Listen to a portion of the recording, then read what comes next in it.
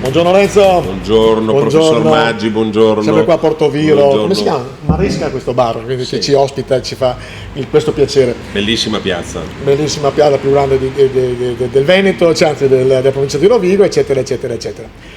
Elezioni in Umbria. Come dicono in Toscana, mi dica. Tu sei come Mago Telma, avevi detto sicuramente vincerà il centrodestra. Ho letto un articolo stamattina interessante che mi hanno detto, dove c'è scritto anzi, non ha vinto il centrodestra, ha vinto la destra, perché se noi mettiamo centrodestra che fa da centro sarebbe Forza Italia mi arriva il 5,5%, questa è stata una debacle.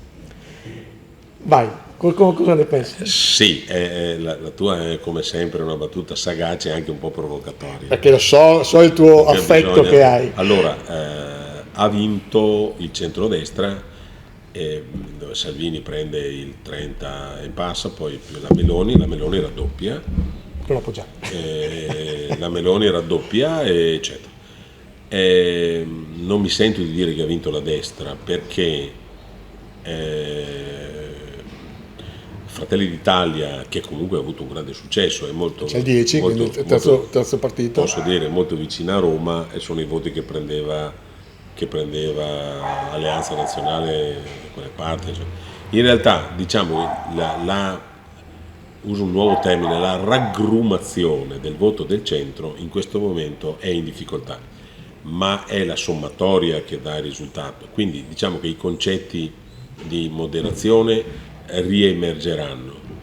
La cosa grave però, se mi è permesso dirlo, è che il successo era sì, questo l'avevi anche veramente arrivato tu. Sono i voti delle europee, si è votato le europee a giugno, quindi non è che, e diciamo che non è successo niente di positivo che potesse invertire. E sicuramente hai notato che i toni di Salvini sono drasticamente cambiati, diventati più moderati, quindi diciamo che il voto alla Lega è in parte il voto moderato che viene risucchiato, però la cosa che se fossi stato io non avrei mai fatto, mai, nel momento in cui, sto parlando di coloro che hanno perso del centro-sinistra, nel momento in cui porti il Presidente del Consiglio a una riunione con quasi tutti i leader del voto delle regionali, è chiaro che questo assume un significato politico. Bisognava lasciarlo stare, quindi sai perché? Hanno fatto questo perché pensavano di contenere l'avevano la preventivata sconfitta. che loro. Sì, ampiamente. Allora, io per esempio faccio una nuova previsione, secondo me con fatica, ma il centro-sinistra la presidenza dell'Emilia Romagna se la tiene. Faranno fatica, ma probabilmente vincono loro. Sugli altri alzo le mani perché non li conosco bene. Allora, due previsioni. Il primo, i due partiti che vengono sconfitti, che secondo me da una parte 5 Stelle e da una parte Forza Italia, sopravviveranno ai loro leader. Allora, Forza Italia ha un leader da 25 anni stanco, di cui purtroppo si stanno evidenziando tutte le criticità, però ha uno zoccolo duro molto più ampio di quel 5%. Sì. Molto più ampio, molto più largo. Apro una parentesi, evidentemente le liste non sono state fatte bene, perché bastava mettere dentro un po' di bravi nel raccogliere le preferenze, invece del 5 era l'8, il 9 o 10. Quindi c'è stata anche qualche fuga verso. Ci manca la mano di Berlusconi. Diciamo che certo, perché la mano di chi non ha mai partecipato alle elezioni smette a dare lezioni.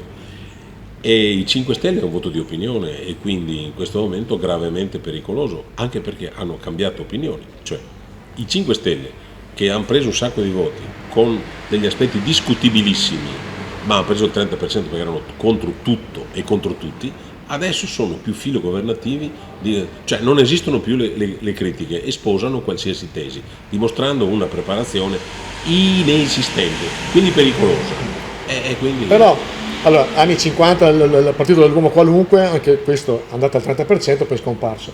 Secondo te 5 Stelle hanno questa parabola discendente, oppure se metteranno un personaggio tipo un Di Battista di turno potrebbero diventare ancora i barricandieri che hanno raggiunto il 30%? Secondo me no, anche perché il dibattista di turno è estraneo alle logiche, lo hanno già messo fuori, e in più è passato diciamo, il fattore moda di questi qua. Li chiamo questi qua perché sono questi qua. Ultima domanda, sopravviverà il governo all'Umbria? Sì, non ci sono problemi, non Sì. ci sono alternative, non ci sono problemi, si barcamenerà, ma diciamo che le forze di coesione di questo governo sono superiori e poi non si può andare a votare, scusami. Con la modifica della Costituzione in atto raccoglieranno le firme per fare il referendum e non si possono sciogliere le Camere. Questo lo sapevano bene questi. Vabbè, meditate, gente meditate, domani un altro bell'argomento. Arrivederci.